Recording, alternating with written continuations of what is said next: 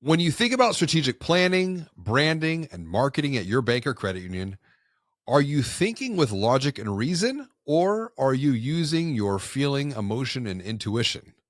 Is it possible for you to use both reason and logic, alongside your feeling, emotion, and intuition? This episode of the Banking on Digital Growth podcast is an episode that will really make you think about your thinking, while at the same time help you connect more deeply with your feelings, emotion, and intuition to guide you forward along your own journey of growth. You're listening to the Banking on Digital Growth podcast.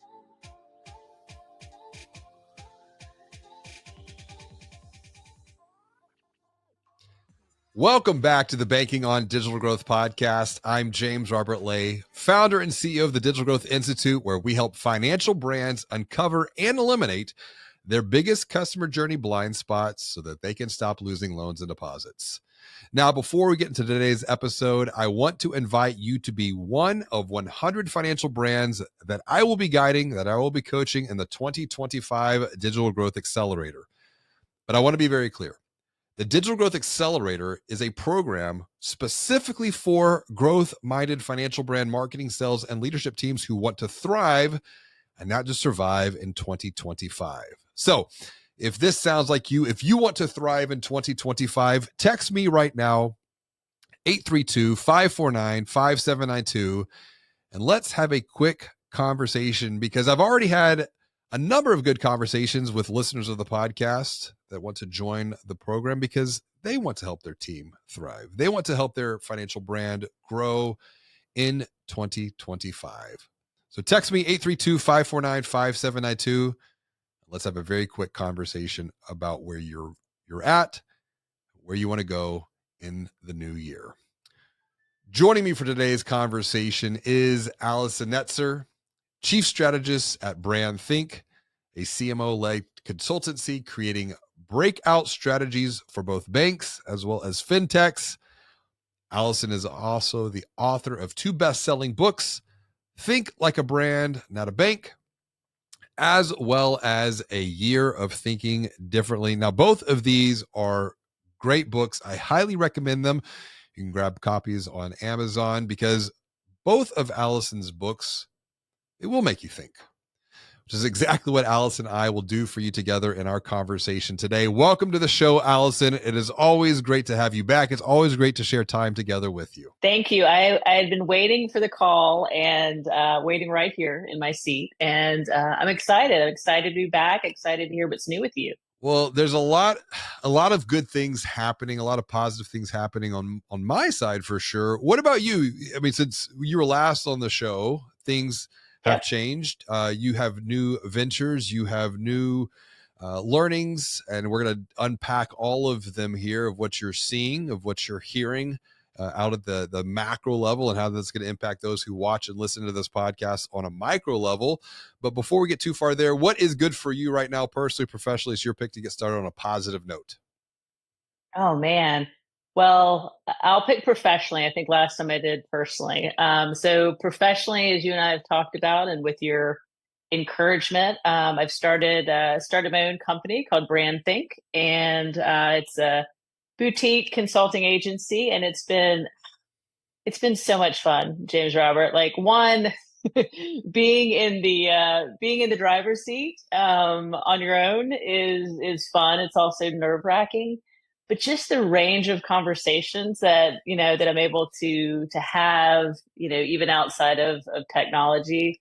I feel like I've just sort of fallen in love with the industry again, and fallen in love with marketing again. So it's just been an awesome couple of months. Well, I've been working on another initiative. I'm calling it a project right now, and it will involve another podcast that we'll be starting. So we're going to have to get you on that other conversation to take more of an entrepreneurial perspective, now that you have come to this entrepreneurial journey with Brand Think. And I want to pause on that idea. Brand Think, specifically the think aspect of this.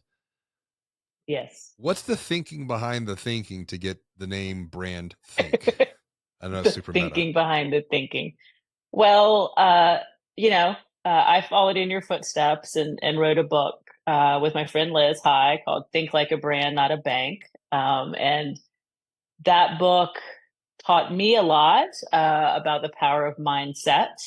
And then my second book is A Year of Thinking Differently, which is 52 different mindsets you can adopt. There's no one mindset. And just, over these past 2 years, what I've recognized, especially as a CMO and as a marketer, is our most powerful asset is our mindset, is our minds as knowledge workers, and protecting that asset is so important. So when I thought about how to start a new company, I was like, it's really brand think. It's having that brand first mindset in everything you do, but also being very thoughtful and intentional in how you choose to do it. So that was it. But I took the I out so that all the kids are doing that. So it's THNK. But yeah, it's been good. It's been good so far, and the domain was available, so I went for it. Well, I appreciate that thinking behind the thinking on brand think. I mean, I often ask people, have you ever heard of the word metacognition? They're like, no, what is that? I was like, it's Ah, basically metacognition is just thinking about your thinking. about thinking. Yeah. Yeah, And right. you bring up this point about, knowledge work, being in the knowledge economy. That's actually some new thinking that I've had since you and I have last connected, that Mm, I am hypothesizing, and this is now writing the third book. I'm wow. hypothesizing that the knowledge economy is all but dead. Knowledge work, Mm, for that matter, is all but dead. And what I mean by that is we have moved from an agricultural economy to an industrial economy to a knowledge economy.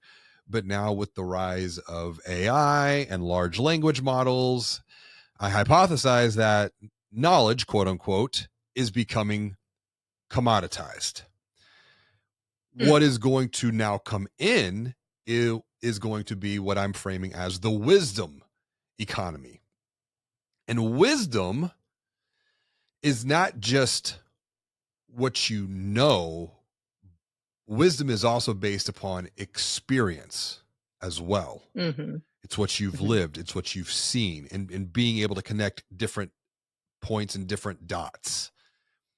Because, like, the conversation that we're having right now, that's a wisdom driven perspective. This right. conversation does not exist in a large language model yet. Yes, right. It's your perspective, it's my perspective, and it's all being formed here from our experiences. What's your take on this about, Right. how knowledge is transforming over time, and how knowledge could even be commoditized to where really the next ascension is going to be wisdom, which is based upon experience. So your experience is essentially your own IP, it's your intellectual property. Mm, wow. I Yeah, that's a tough one. I think knowledge of things definitely is being commoditized, is being mobilized Mm-hmm. with AI and some of the things you've mentioned.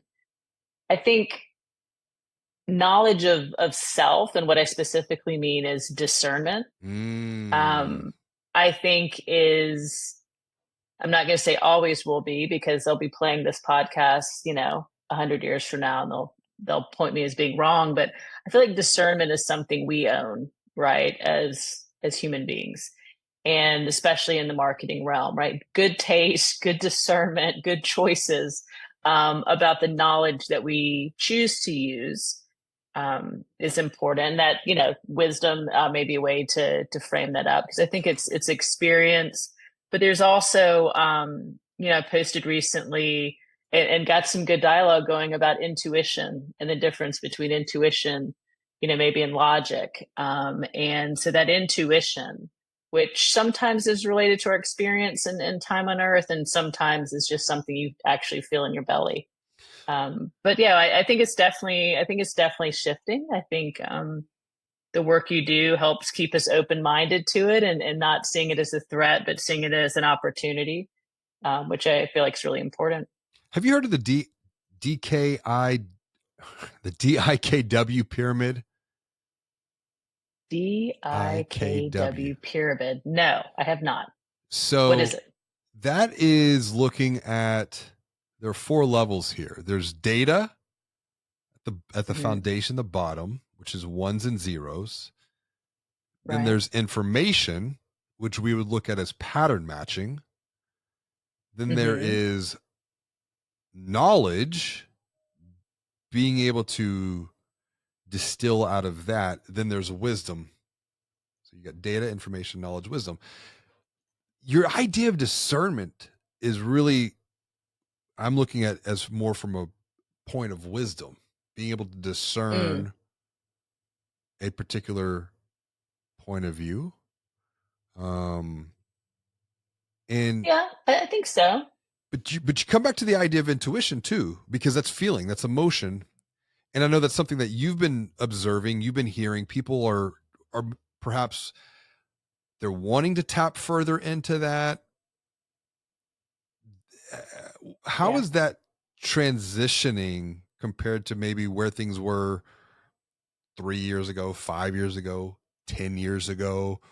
What's happening now when it comes to intuition and feeling compared to, the past? Right. Well, every time you say the word feeling, I want to say feeling. But we're going to edit that part out, I hope. No, so what I'm finding in my client work now, which is really interesting, is man, people are just like trying to find their way back home almost, right? Just from a leadership perspective, from a um yeah, from an intuition, just how they see the world, how they operate at work. They're just sort of almost trying to get back home. Hmm. I'll give you a very specific example. I'm working with a CEO that is making a pivot to take a US based fintech globally. And look, the guy's done it 3 times before, right? I was sort of curious, like, well, what, what's different this time? Like, why do you need my help? And he was like, I've lost touch with the touch. He's like, I'm having trouble making decisions. I'm second guessing myself. I'm not relying on the wisdom that I have. There's so many other things now. And I don't want to mess up. And I was like, well, we've got to kind of peel that back, right? And get back to the leader that you are, right? Because to your pyramid point, he's got all this data now, he's got all these different, insights and knowledge, and it's actually working against him instead of for him, right? So it's like, how Right. do you harness that wisdom to work for you and move you forward faster, as opposed to holding you back, right? You don't want it to be like the grandpa in the chair wisdom. You want it to be the actionable wisdom at pace. So I'm just hearing a lot of that, right? People just almost trying to get back to where they were before it all started. Well, and I think that, particularly when we think about like leadership within financial services, getting back to where we were before, maybe it's getting back in touch with that intuition, because that post that you were Mm, mentioning on LinkedIn is, you're making a recommendation to use both gut feeling and logic. And right. you say, start with your intuition, which idea feels best, then analyze rationally, look at the pros and cons. Although, when we think about a financial services leader, the logic piece might tend to overtake the intuition side. How do we reconcile? Yes. How do we balance these two modes of thinking when it comes to strategy, particularly with where we're at right now, looking out towards 2025 and beyond, Hmm. having a balance between intuition, logic, between feeling and emotion, and then being very practical with something that we can take action on? Sure. I think it's that kind of classic where you start is going to be the closest to where you end. Mm, And so the order of what you just kind of read through is really, really important. Starting with intuition and then backfilling with logic, as opposed to let's start with the logic and then let me wrestle, right? That's what the CEO is wrestling with. He was starting with logic and then wrestling and trying to reconcile that with his gut feelings, right? What starts second is second for a reason. right. So, starting with intuition, starting with your wisdom, and then supporting or refuting that with data, as opposed to as an industry, we typically start with the logic, and then one or two brave people may raise their hand and bring some wisdom or some intuition to the table. So, as simple as it sounds, the order of operations is extremely important in order for us to get back in touch with the leaders and the strategists that we all are. So you were talking about one or two people having the courage to raise their hand. Mhm. And something else that you have recently shared that caught my attention, which this was a new learning for me, the Shirky principle. Oh, right, right. And I was Yep. like, Yep. I had to go and look this up and went down a what is the Shirky principle here for those? Because I think about the one or two people that have the courage to raise their hand to really think from Mhm. an emotive place, from an intuition place. Because you said that institutions will try to preserve the problem to which they are the solution. What is this Shirky I principle? know, I know. Well, like I said in the post, it's fun to say Shirky principle. But no, I was doing some research because it kept coming up in conversations where and it was kind of a tough love moment between me and my clients. And I'm Mhm. like, you're actually benefiting more from this not being solved than you are from it being solved. In other words, I don't think you have the internal conviction to really solve this problem, which was then followed by very awkward silence. But then I got deeper into there's got to be a name for this. And it's the Shirky principle. And it doesn't apply in all situations. So you don't want to just go around thinking everyone is trying to preserve their problem.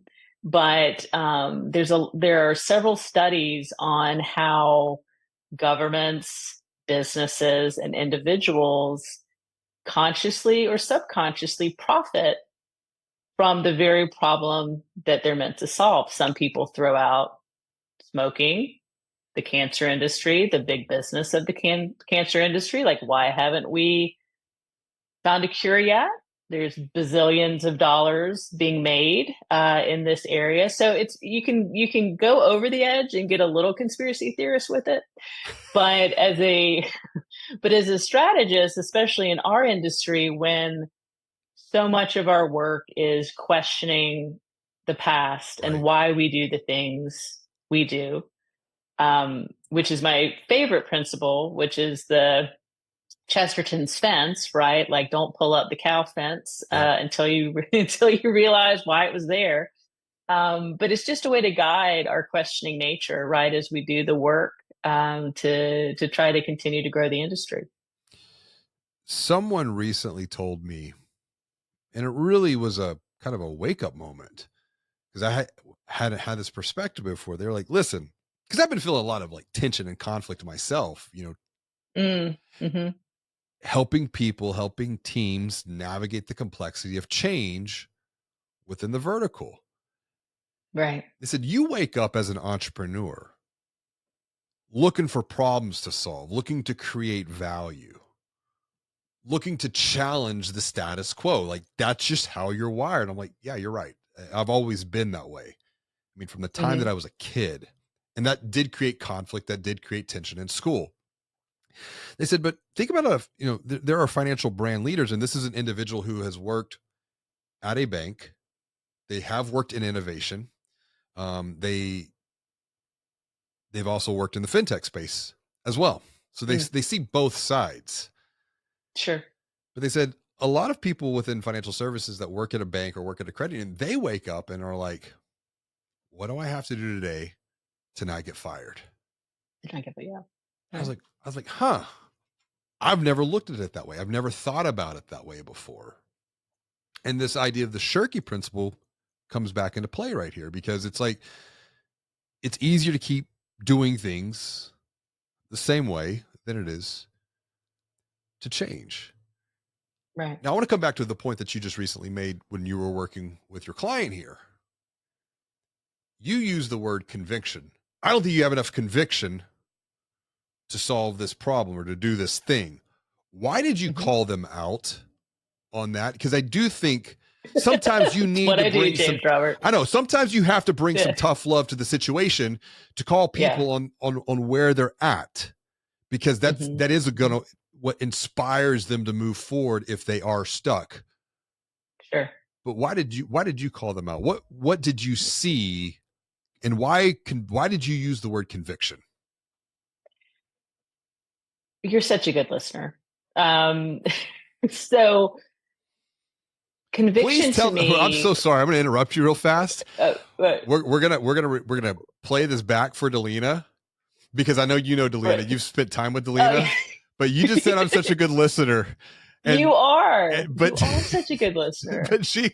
But a lot of it's so funny. It's easy, isn't it? I know we're going to sidetrack on this for a little bit, but isn't it funny how like I can listen here very intently, but in like personal relationships sometimes, like it just right. Yes. It's that old like help me, let me listen to understand. I forget how it's phrased. Listen to understand. Like it was some old prayer actually.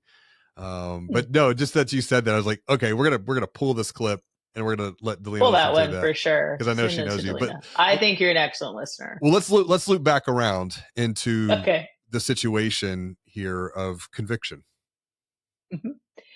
So one of the things that I know for absolute certain when it comes to brand and strategy work is the degree of internal conviction is the predictor for your external success. There are other contributors, but if you wanted to say, what is the one thing?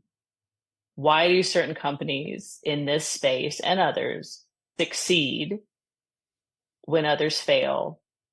It's the level of internal conviction. How you believe about something internally manifests externally.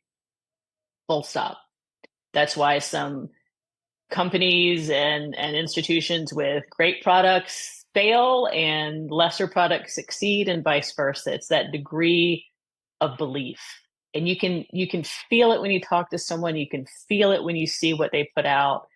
And so when I was challenging this CEO, it was, I don't think this hurts enough. I don't think you have enough conviction to do the really difficult work in front to solve this problem. Like, it doesn't hurt enough. And I know a lot of the fintech people listening are going to be like, yes, I know. I want to find out what the right pain point is. And I want to find out how to solve it, right? I want to be able to create that urgency. The reason why I use conviction is because conviction is a combination of your internal belief, of what other people have shared with you, and that drive forward. So it's more than just belief, it's conviction.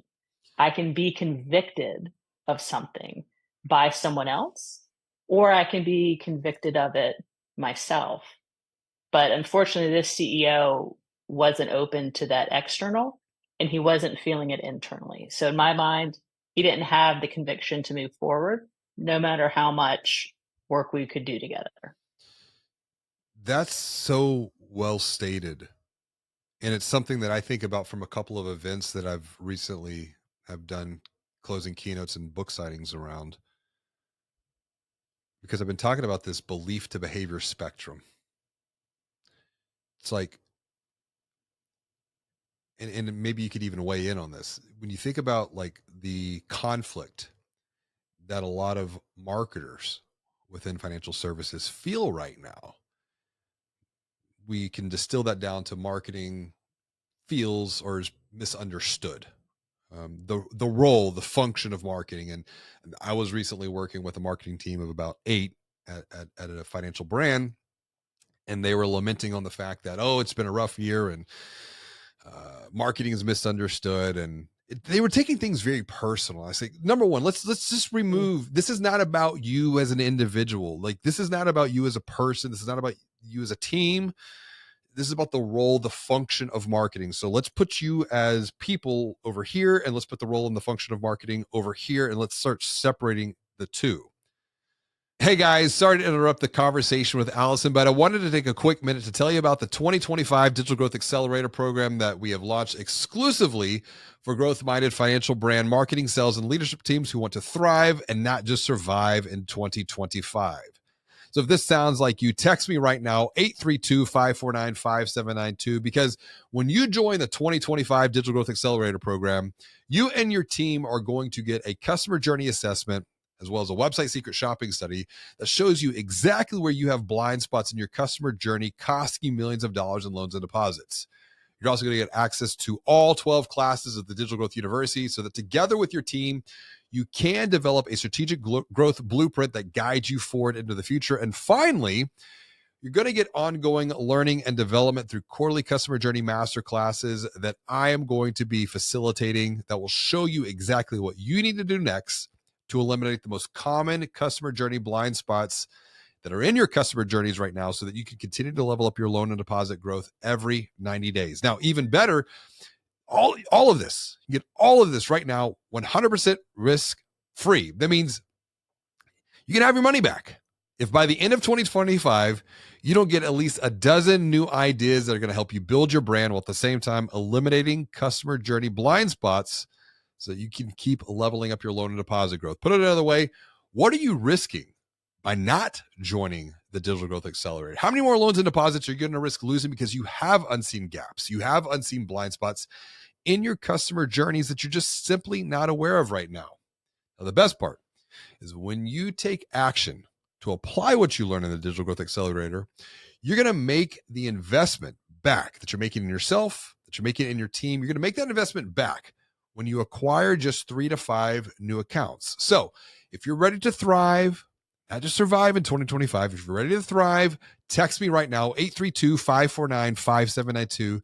Let's have a quick conversation. Let's get back to the conversation with Allison. So let's just talk about the role and the function of marketing. That's a belief that others in the organization have, whether it's right, wrong, good, or bad. Their belief about the role, the function of marketing is X, Y, or Z. But until that belief changes, the perspective that they have around the role, the function of marketing is going to be the same. So this idea of conviction here, I think, comes back into play. Because it's like, what needs to happen to change that belief so that the behavior is impacted through that transformation? Because if the belief does not change, the behavior is not going to change either. And that's where conviction comes back. And so, I mean, what's going on here when it comes to the role, the function, the perception of marketing within financial services? Because you do, and I know this is a passion topic of yours as well, like the role of the CMO. What can be done for those watching or listening and they're in a marketing function, they're in a marketing role, but they're like, you know what? That's me. I do feel like people misunderstand my role. And I've been trying to make a positive impact to change the belief about the role, the function of marketing internally. What do I need to do to help convict others to have that same type of a perspective? Right. Oh man, how long have you got? Yes, I like literally rolled up my sleeves and you're like, okay, let's talk about that. There's a lot to it, but here's what I would say. I'm gonna start with again with the tough love moment. As marketers, we own the marketing. We have to market the marketing. If there is a misperception in the market about our company or our institution, we are the world's best at changing that. we are among the world's worst at changing the perception of ourselves and of our practice, of our discipline. And I say that and smile because I've felt that for the last 25 years that I've been doing this. And I think tactically, to give the audience like some tactical things to go do, because I know that's big for you. Look at all of the tactics, the strategies that you do to establish or correct a market perception about your FI or your company, and use those same tactics and strategies to change that perception internally. But just like with an external product, there's going to be some audiences that are interested and open to it, and there are going to be some that are not. You would not waste your precious marketing dollars going after an audience that will never buy your product. Do not waste your precious emotional energy or an ounce of your reputation and productivity if you truly have an audience that is not interested in buying your product or you, right? So you also have to know that, right? Just like one product is not going to be for everyone, not everyone is going to understand and respect marketing. But the audience that does has to be the audience that you focus on and that has a direct impact on your work. So there are certain functions that are more important than others, just like there's certain target segments that are going to be more important than others for you. So it's using those same tactics, using the same personas, using the same prioritization of your market segments internally as well as externally. That doesn't mean it's going to be easy, but at least it gives you a structure and a way to approach it that's familiar. Because most marketers are fine working behind the scenes, but they do want to be respected. We also have to make sure we show up in a different way. Hmm. We can't just show up with pictures. We have to know how to read a P&L. We know so much about the business because we are at the cross section. We need to be able to return value to the business and give them more than just marketing and marketing metrics. I want to bring this back full circle, and I really appreciate where this conversation has unfolded today, because we started off, around this idea of emotions and logic and comparing the two and contrasting the two when it comes to strategy. But if we're thinking about the role of marketing, and particularly marketing being viewed as more than just a cost center, but a growth center, a real true strategic function for future growth within a financial brand, Mm-hmm. you mentioned the word respect. Mm-hmm. I don't know. And this is intuition here. And I think a lot of it just comes from a couple of the recent keynotes that I've done, and having conversations with very high level marketers, like in a chief executive or chief marketing officer function. And my gut tells me that maybe they need to respect themselves first Mm-hmm. to gain the respect of others. And this is something that I wrote about in banking on digital growth. And it was more from an external function, just as you were talking before. Like, marketers are great controlling the perception of the brand, Mm-hmm. but the challenge is controlling the perception of the marketing function internally. And if we think Mm-hmm. about the pyramid of human relationships, all positive human relationships start with respect. Yep. And then there's trust, and then there's love. But if we as the marketing function don't respect the internal, the self, is it possible to ever gain the external respect from others within the organization? Granted, to your point, don't waste your time for those Mm-hmm. that aren't going to buy. Right. What's your take on that? That idea of respect for self in the marketing seat, in the marketing function, to then gain respect from others. Mm. Wow. That's super powerful. I mean, as usual, I think you're spot on. It is hard to maintain self-respect when you spend the majority of your time in an environment. Now you do have control over the environment, some control, but it is hard, even if you come in with self-respect, to grow that and maintain that with a lot of the ways Mm, that traditional marketing is structured, mm, and traditional marketing functions are very much seen as a support organization. yeah. And there's nothing inherently wrong with that. But I agree with you. We spend as marketers so much time investing in the branding and the everything but ourselves.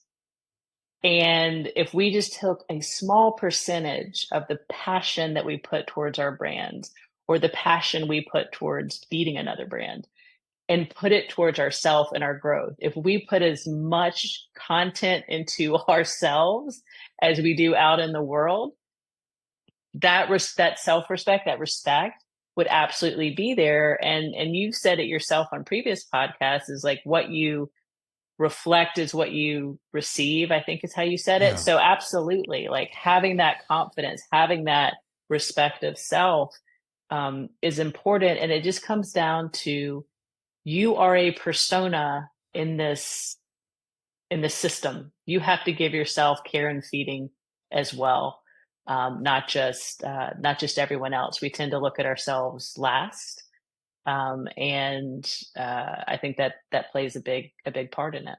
I was talking with someone after one of these book signings and asking some hard questions, just like you were asking your client. Tough love. Yeah. Um, I'm like, what are you doing? Why are you still where you're at based upon the things that they had shared with me? And it was some tough stuff to hear, just listening. Mm. And they paused and they looked at me and they were like, that's a great question. I've never really thought about it before, but I'm going to go home and I'm going to give that some real thought and consideration. And I think that right there is just like you said, as much effort and more specific energy that we put in to the external brand, the messaging, the Right. communication, the strategy. If we just put an ounce of that back into ourselves, Mhm. that would have a huge multiplying positive effect, I think, of perception. But that requires us to 1,000%. break free from the doing, to review, to pause, to reflect, to learn, to think, to then do even better. And as we start to wrap up here, Allison, what would you recommend for someone who is watching, someone who's listening, someone who's thinking like, okay, this is great. I understand what you're saying. It makes sense, but Mhm. they're still thinking very logically. How can they maybe move from the logic side of the mind into more of the emotive mind, to reconnect with intuition, to once again to feel, just to feel? Mm. We're gonna de-thaw the entire industry. I love this. This is gonna be amazing. Um, I think, a couple things. To make the time for some of the things we've talked about, I would encourage people to read a book called, Subtraction by Leidy Klotz. Very short book. You can do a summary if you want, or do a audio book, but it very practically goes through how you can make subtractions so that you can make these big additions that we've talked about. So subtracting a bit from, say, external brand effort towards internal brand effort. So it's a fantastic read. And the second thing I would say is, again, this is from our own medicine cabinet. Um, Looking at the customer stories that we all create, right? All the voice of the customer pieces. Write your own. Mm, Take a minute and write your own customer case study as an employee of wherever it is that you work. And you will be surprised the heartstrings that connects for you. And it's also a great activity to do with your team. right? Write a customer profile on yourself as the CMO or as whatever it is that you do there. And really use the same framework that you use for the external ones. And I think you'll be surprised just how easy it is to reach that other part of your brain. I have something to build upon that. Okay. They need to get a copy of your book. Oh, okay. A year of thinking. Sure, do that too. A year of thinking Yeah. differently, because that book is about embracing change. It's about navigating emotions. It's about fostering growth. And it's something that they could do for themselves, that they could do as a team as well. Where can they get a copy of that? Where can they get a copy of A Year of Thinking Differently? Oh, yep. Amazon, anywhere books are sold. They can find A Year of Thinking Differently. And I appreciate you bringing it up. It was written to be more of a book club or a team exercise book. I know Val at First Mutual Holding Company, amazing CMO. If you don't follow her, she recently did that with her team and found it to be pretty powerful as well. So yeah, Amazon, Barnes and Noble, any of those. Grab a copy of the book, A Year of Thinking Differently. Connect with Allison. Allison, how can someone who's watching or listening connect with you, continue the conversation we started here today? I'm huge on TikTok. No, I know. I'm on LinkedIn. That's it. That's the only place you'll find me. I'm not even on Facebook. So no, connect with me on LinkedIn. I love that. I would love to continue the conversation. Connect with Allison, learn with Allison, grow with Allison. Grab a copy of her book, A Year of Thinking Differently, Embracing Change, Navigating Emotions, and Fostering Growth. Allison, as always, this has been a lot of fun. And so much fun. Thank you so much. So grateful for your perspectives, for your thinking. As always, and until next time, be well, do good, and be the light.